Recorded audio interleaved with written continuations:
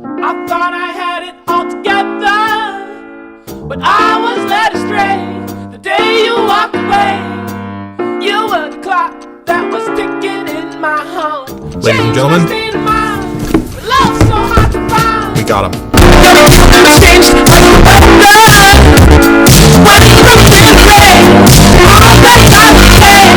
I wish I was good enough. I wish I was good enough. Kimberly Ray Goodman, originally from Kansas City, Missouri, is a realtor committed to the Rochester area after previously working as a radio host alongside Barry Beck.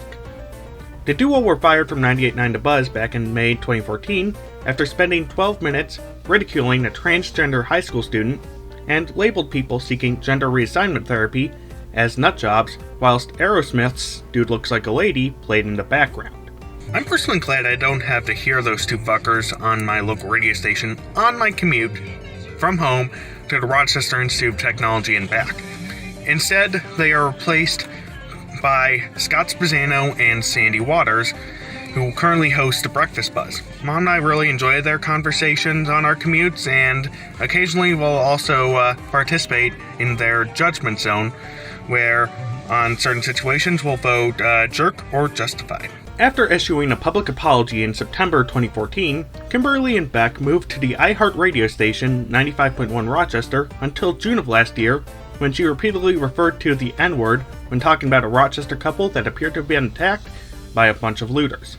And this was all while they were discussing the Black Lives Matter movement, shortly after protests were sparked against police brutality following the death of George Floyd. You can hear it. Fourth man also confirmed it. You know, she called him the N-word. That's when they really went after her. Okay, let me ask you a question. Yeah. Were they acting N-wordish? There's your question. They were acting thuggerly, like, I think. They're thugs. Were they acting N-wordly? Yeah. And by the way... You can't say that. What are you doing? Kimberly is back in the spotlight today after she used a fake vaccination card to gain entry into this past Sunday's Buffalo Bills game against the Miami Dolphins. She's currently being investigated by the New York State Department of Health after she gloated all about it on Twitter and was caught by R. Michael McWhorter, a Florida-based TikTok user by the name of Tizzy Entertainment, who became famous after exposing the anti-vax mama, Jasmine Clifford, after she charged $200 for fake CDC vaccination cards. And also, let us be clear, asking to see your ID is against everything American. I had to show a fake ID today. Did I feel bad about it? Not at all. Asking for ID is un-American? So you're fine with not asking for ID to vote?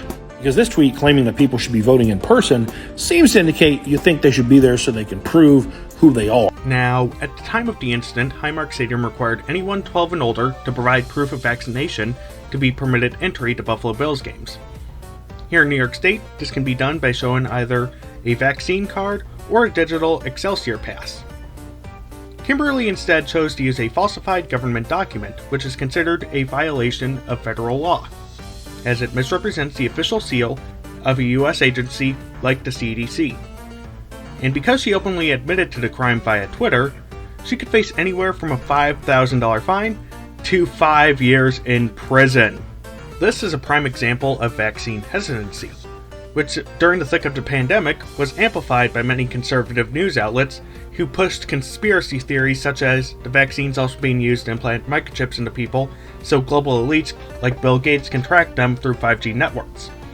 If you're stupid enough to believe what's under that fucking tinfoil hat, I bet you also wasted your money obtaining prehistoric stones.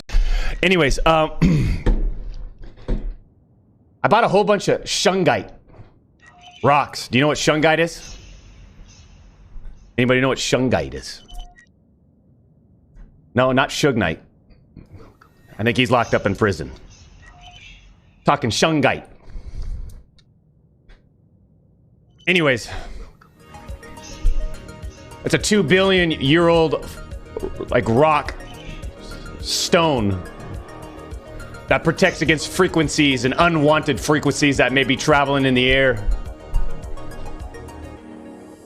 That's my story. I bought a whole bunch of stuff, put them around the La Casa, little pyramids, stuff like that. And I'll admit, I was a little hesitant myself in the early stages of the vaccine rollout. but it was largely due to the various side effects such as fatigue or headaches.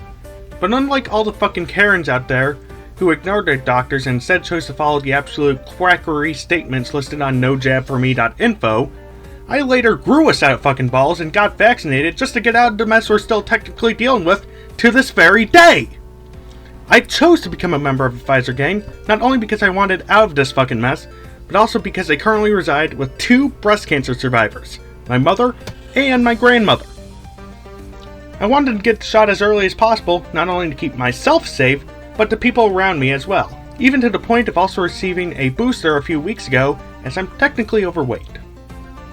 These anti-vaxxer Karens aren't helping matters by ignoring the jabs and refusing to mask up. They're only making things worse in terms of stopping the spread. And after all the shit she spewed from her fucking mouth, I'm glad Kimberly's finally getting the fucking punishment she fucking deserves for pulling shit like that.